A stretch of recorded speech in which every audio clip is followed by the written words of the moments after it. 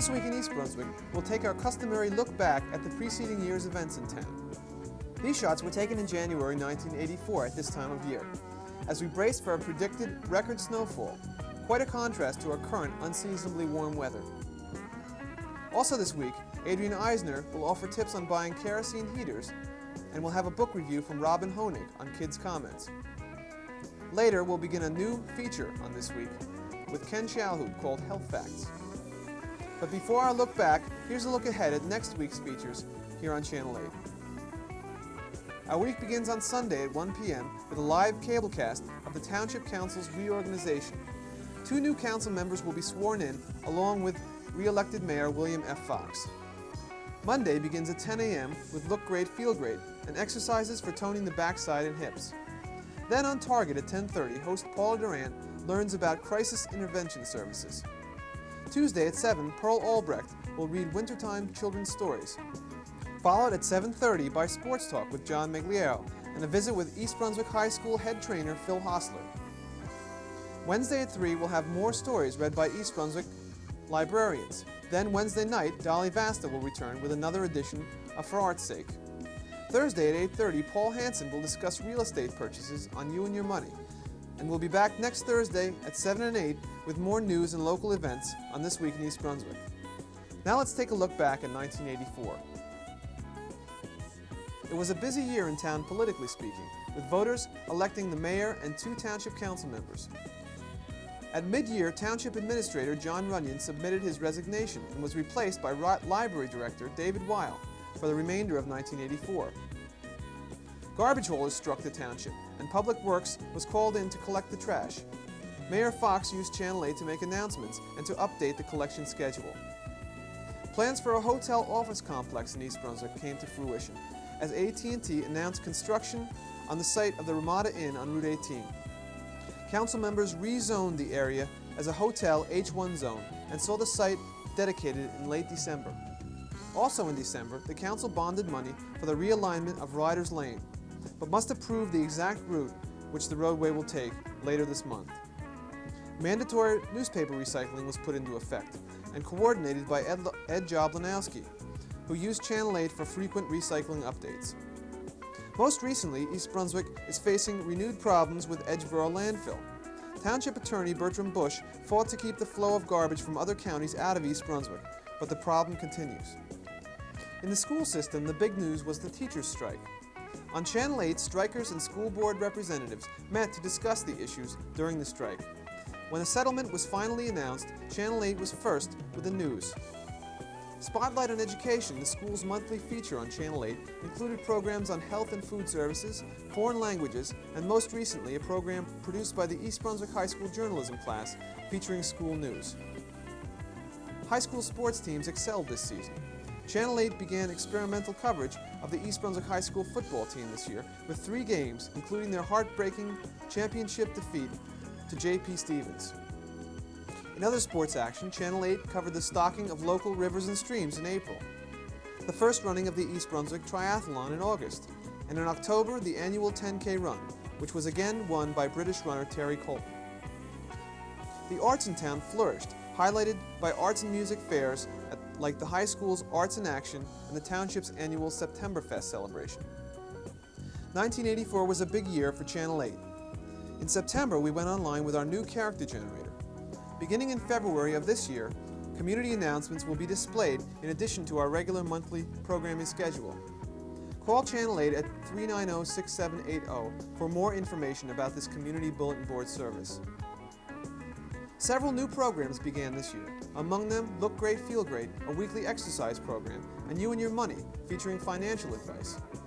Mike Mansfield, Township Animal Control Officer, began weekly appearances on This Week in East Brunswick, offering pet care advice. To Mike and all our other hosts, Paula Durant, Adrian Eisner, Paul Hansen, Rosalind Carpel, Lenore Kulik, John Magliero, Sue Rosenblatt, Ken Shalhoub, Dr. Joseph Sweeney, and Dolly Vasta, we offer our best wishes for continued success and a Happy New Year. And to our viewers, thanks for your continued support. Call our studio at 390-6780 with any questions or comments. Now here's Ken Shalhoub with the first edition of Health Facts. Hi, I'm Ken Shalhoub. We're going to do a show called Health Facts, which is going to be a little mini-series that we're going to run and talk about some of the things that might be interesting in the healthcare industry. We're going to start off with a problem that occurs in the wintertime. We're going to do a three-parter on this one. There's a reduced amount of sunlight in the wintertime, and a lot of things can happen to your body as a result of that. And on the first little show, we're going to talk about the fact that with reduced sunlight, we don't produce as much vitamin D. Vitamin D is produced in the skin as a result of exposure to ultraviolet radiation, and with the reduced amount of light and less time being spent outside, we don't produce as much vitamin D. And without the proper amount of vitamin D, we don't handle calcium properly, and if we don't handle the calcium properly, we don't maintain strong bones. Now, Jane Brody and her personal health column in the New York Times, she handled a number of these topics. Now, what's interesting is that in the summertime, 15 minutes, a fair-skinned person, just 15 minutes in the sun will produce enough vitamin D for a couple of days. A dark-skinned person requires a little bit more time, but that's about it. Now, the trouble with indoor lighting is that indoor lighting is only about a tenth as intense as light in the shade on a normal summer day. So if we spend time indoors, we just don't get the vitamin D that we need. So the solution to the problem? Go outside, even if it's a little bit cold. You know, take a walk, expose your face to the sun. If you're not wearing gloves, you'll produce vitamin D in your hands. And also, if you care to, take a vitamin D supplement, and that will at least get you through the winter time. And then as soon as the spring and summer rolls around, you can go back outside and you can produce all the vitamin D that you need, and therefore your calcium systems will be maintained and your bones will be nice and strong. Now, because this is a new show, if you have any topics that you want me to cover, please call the studio, give them the topic, and I'll try to research it for you and get it on the show. Because I'm here to talk about what you want to hear. So, thanks for watching Health Facts.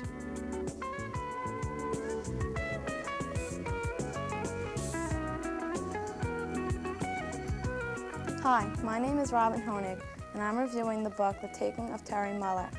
The Taking of Terry Muller was a fast-reading, realistic book about a girl whose father took her away from her mom after his divorce. Terry was only 4 years old at the time, so she couldn't remember her mom. Her father told her that her mother was dead. As a teenager, Terry got suspicious and eventually convinced her dad to tell her the real story. After learning her mother was still alive, Terry got her mom's address from her aunt. But should she go visit her after all these years? Would she rather live with her mom or her dad? Terry herself does not know. I think that in this story, Terry finds information about her mom too easily. Most adopted or kidnapped children never find their real parents. Overall, this book is entertaining.